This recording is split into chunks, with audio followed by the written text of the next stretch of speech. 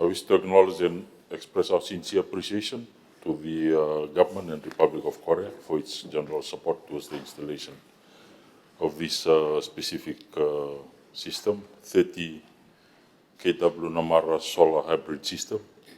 This project was funded through the Korean Institute of Energy Technology Evaluation and Planning with Woojin Industrial Systems Company Limited serving as the implementing agency.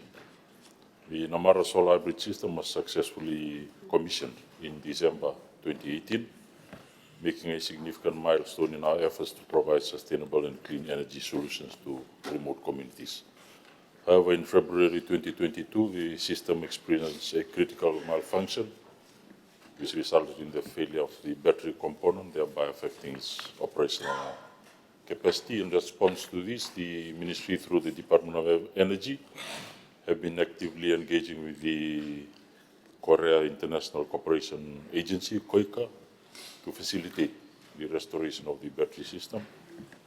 Following a technical assessment conducted on-site by KOICA engineers, the estimated cost for the restoration has been determined to be approximately 1 million Fijian dollars. The Ministry is currently awaiting formal confirmation of funding support from KOICA, and we remain optimistic that this will be secured soon. At the same time, the Ministry is working on a special submission to the Ministry of Finance in case the KOICA option is further delayed.